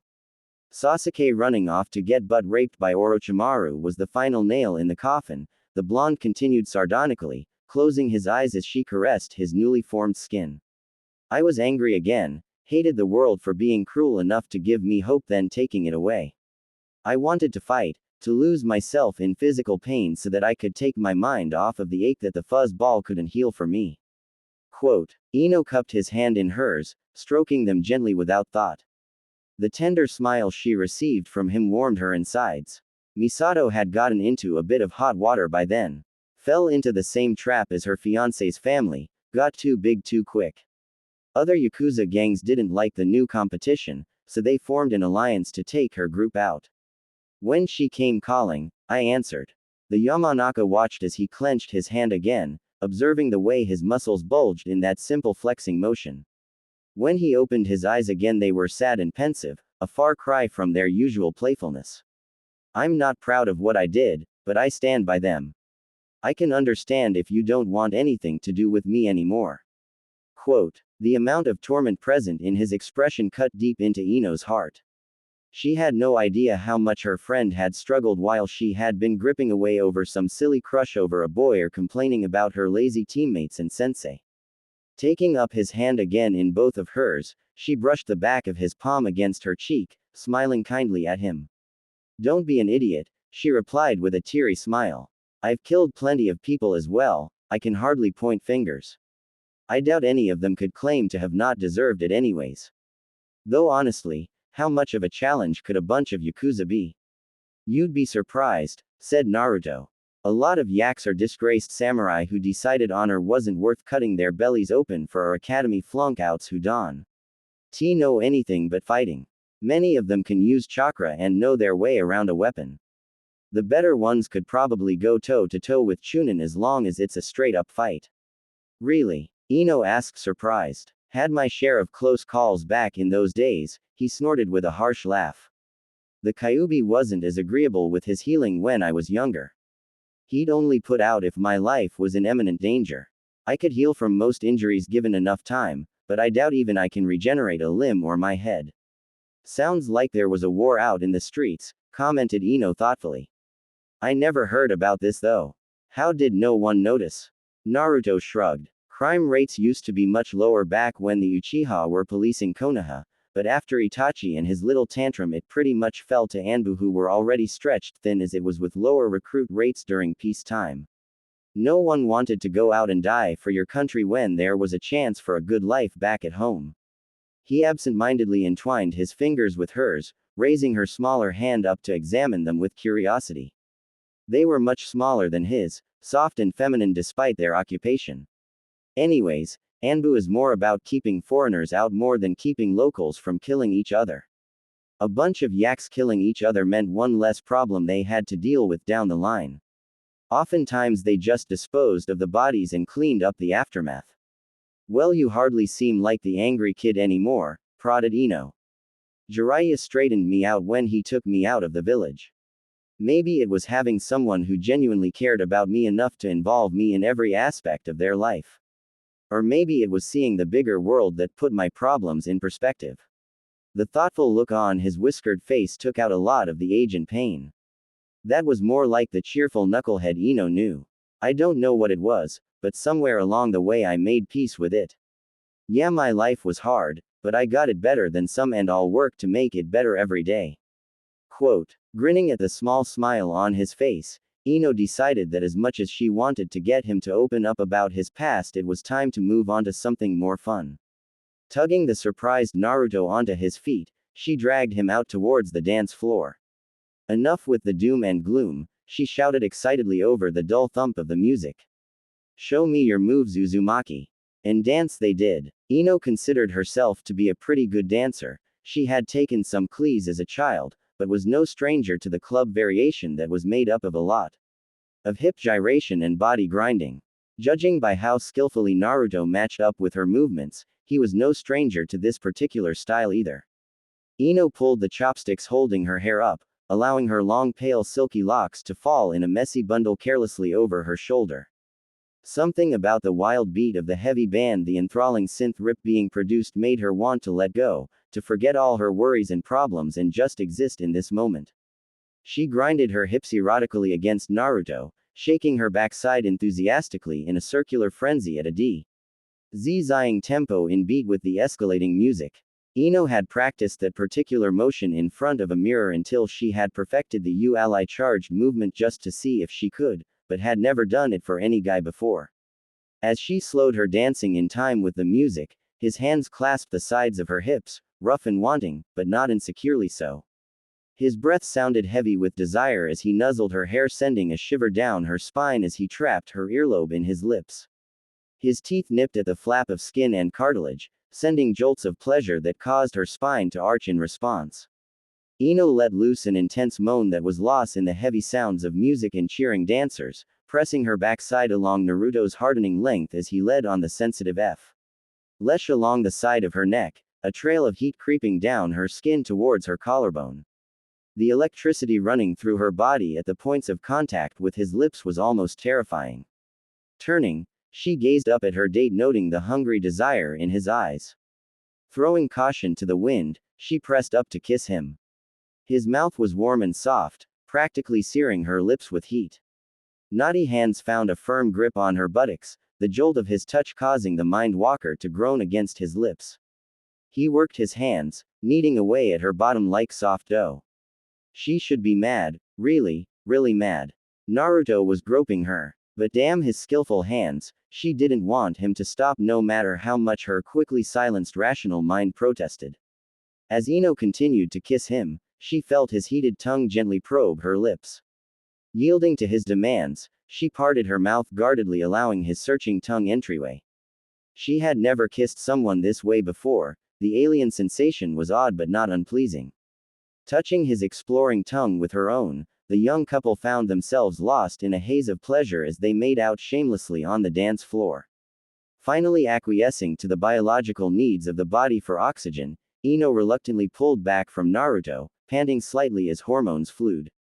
Her body with urgent need. This was not good at all.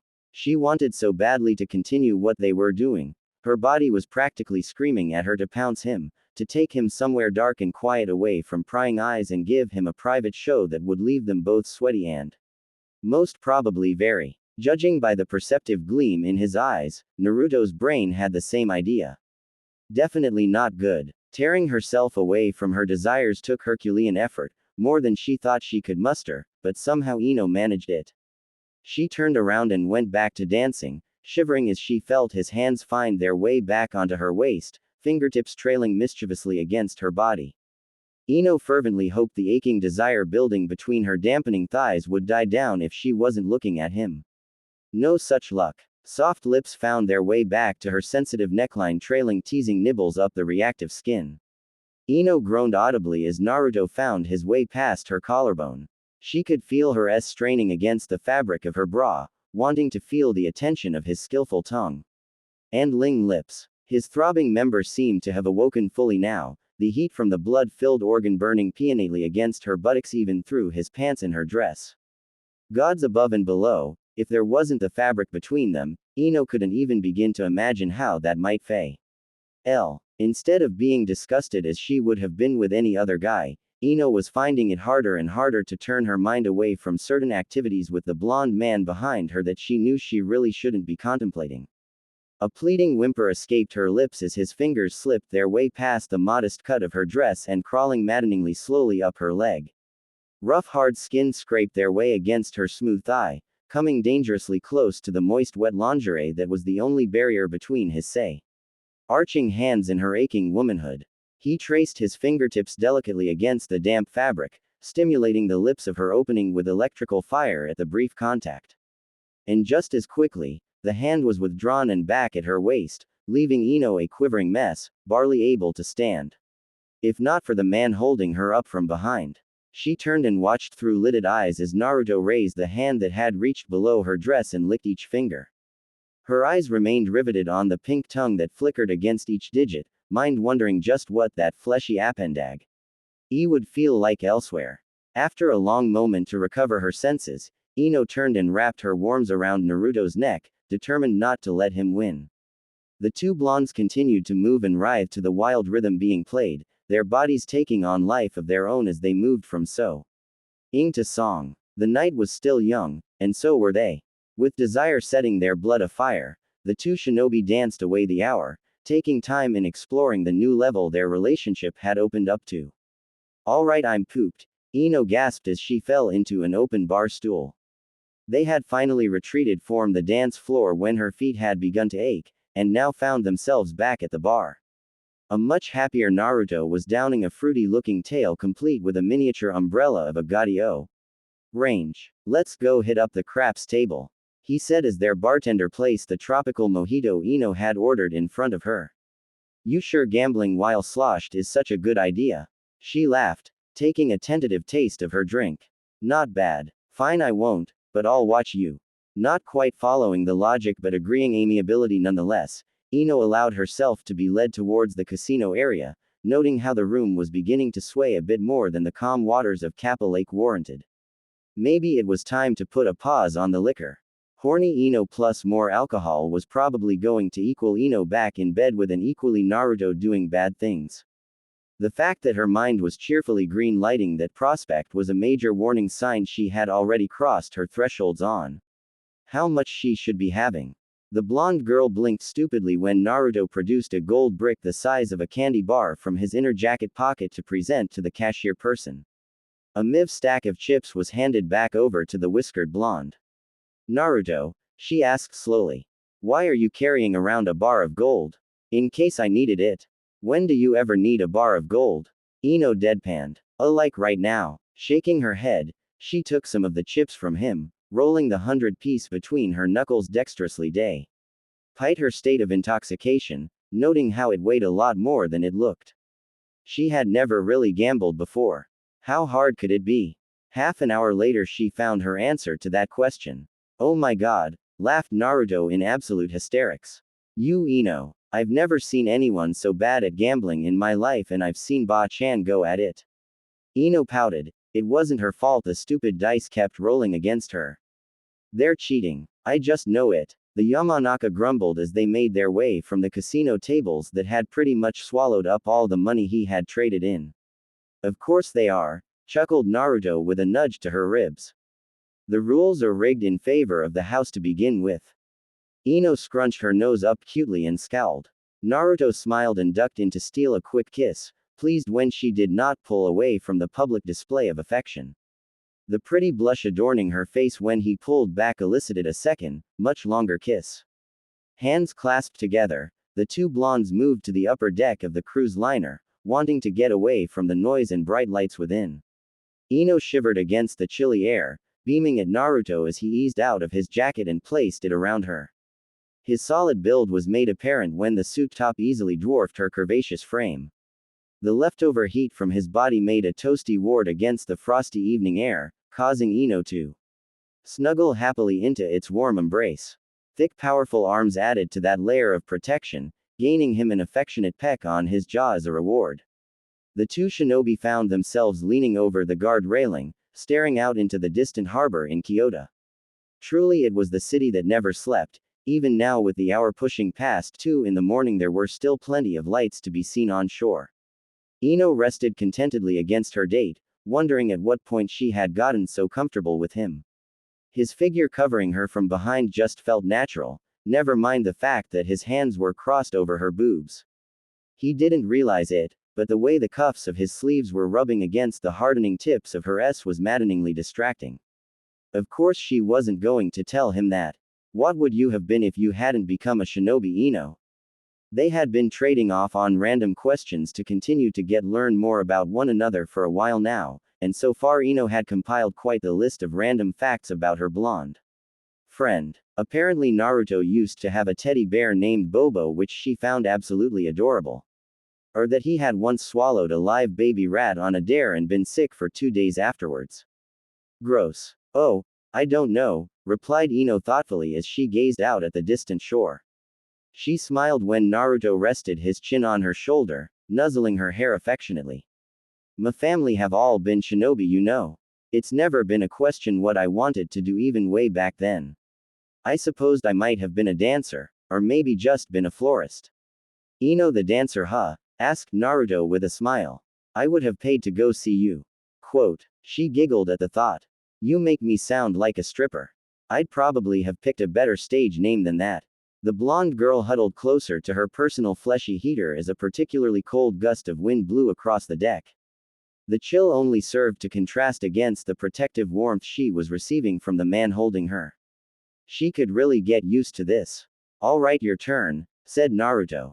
Ino racked her brain for a question, but the combination of abundant alcohol and late hours seemed to have robbed her mind of the ability to think. Instead, she turned and examined her companion in consideration before pressing her lips against his. The kiss seemed to have caught Naruto off guard, but he quickly rallied and returned the effort. It was different from their little make-out session on the dance floor. There was little lust behind their current affectionate activity. It was simply an exploration of each other, as if they were trying to wordlessly gauge the other person's feeling through the contact of their lips. Finally breaking out of their lip lock, they returned to their prior position, staring out quietly at the bay. There really wasn't much to say, the attraction between them was evidently mutual. Their silent contemplation was broken by a particularly violent shiver from Ino, prompting a look of concern from her date. Maybe it's time to get back, Naruto suggested. Think your dad's broken into my apartment yet? Ino laughed at the thought of her father skulking around inside Naruto's home, kunai in hand waiting to murder the man who had dared take his baby girl out past midnight. The ride back to Konoha was strangely subdued, but the atmosphere was comforting. Part of Ino had been expecting, even wanting a heavy petting and make-out session in the warm carriage that afforded them privacy. Honestly, if he had started removing her dress and taken her then and there, she not have refuted him.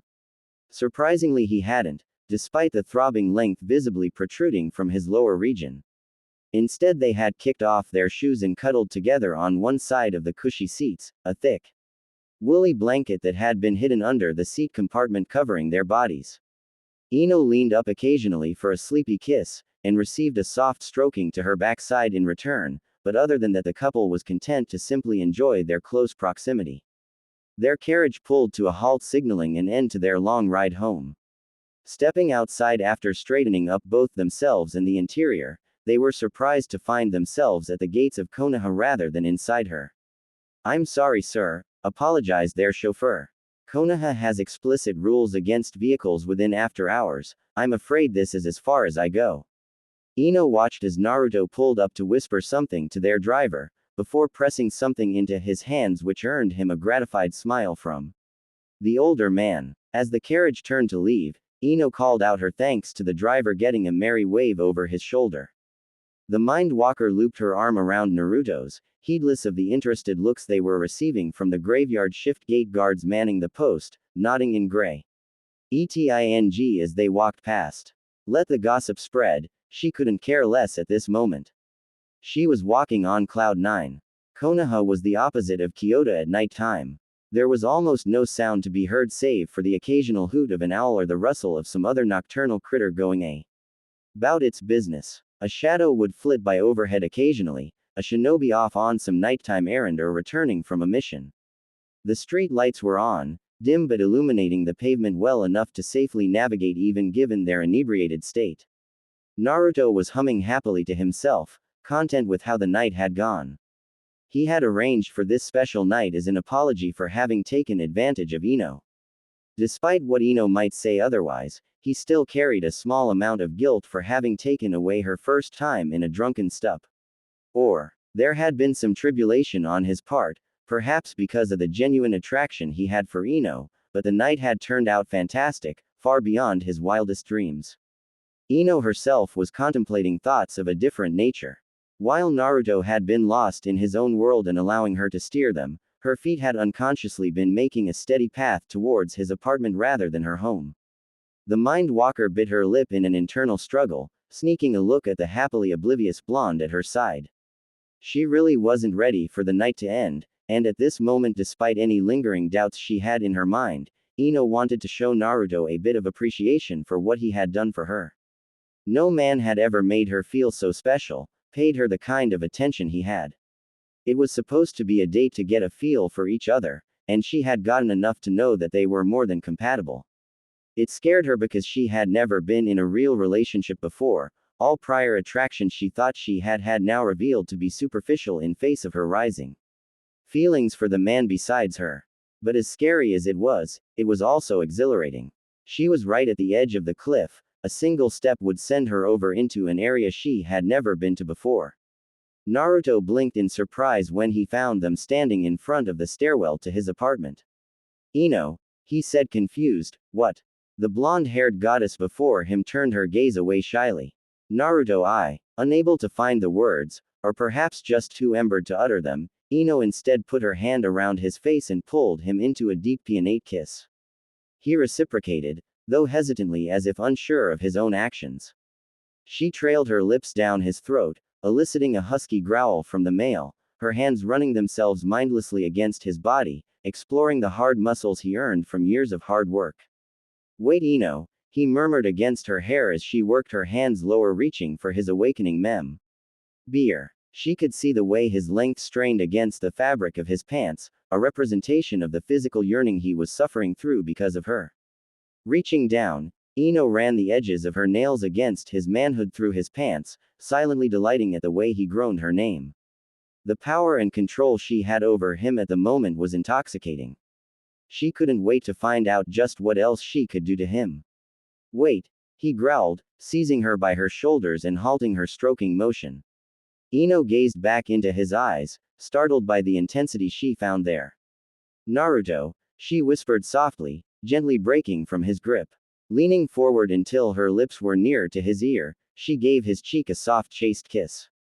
Please, Naruto, she pleaded, taking his hand and resting it against her pounding heart. I want this. She could see the way his pupils dilated with desire at her words and could feel her own body reacting to his touch. He closed his eyes for a long moment, taking a deep steadying breath before resting his hands on her shoulders again, putting her at arm's distance. You have no idea how much I want it too, he murmured softly. Then why? She asked, hurt by the sudden rejection. Her eyes searched his face for answers, but found nothing except peonate longing present. I feel there is something special growing between us, he whispered hoarsely. I want to nurture it, to see what can happen between us. As much as I would love to take you upstairs right now, I want to take it slow. I want any relationship between us to be more than just about Ino-chan. You deserve more than that. The tender care mixed in with the lustful hunger in which he delivered his explanation made him all the more desirable to Ino. Here was a guy who she had pretty much just offered herself to with no strings attached, and his response had been a no because he wanted her tea. Oh, have something more exceptional. Any doubts she had fled her mind. Naruto could protest all he wanted, but she was going to find a way into his bed tonight one way or another, consequences be damned. A familiar sounding sharp clearing of a throat threw a bucket of ice water over Ino's arousal. Seeing the alarmed and slightly frightened expression on her date's face, she didn't have to turn to know who it was most likely standing behind her. Well said, Naruto. I'm glad that one of you managed to keep a responsible frame of mind. Ino buried her face into Naruto's chest, not wanting to see her father's scowling form at the moment. She was absolutely mortified. Her dad had just seen and heard her offer to a boy she had in his mind only gone out with only once. He was most likely going to never let her leave her room again after this. Inoichi-san, Naruto greeted neutrally after schooling his expression. I see you managed to bring my daughter back in one piece, the Yamanaka clan head replied gruffly. Come along now, Ino, say your goodnight to your friend before we head back. Ino didn't turn, instead leaning forward and giving Naruto a tender kiss. They stared into each other's eyes for a spell, a silent and spoken promise to explore this ping between them.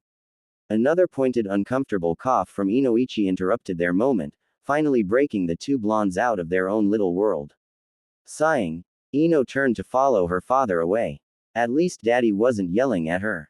Yet, Ino-chan, called out Naruto just as the father and daughter were pinged by the gate.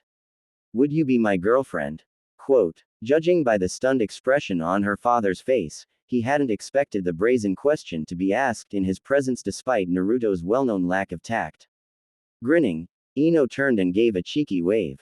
I'll think about it, she called back. That's all I can ask, princess, Naruto said with a wide goofy grin.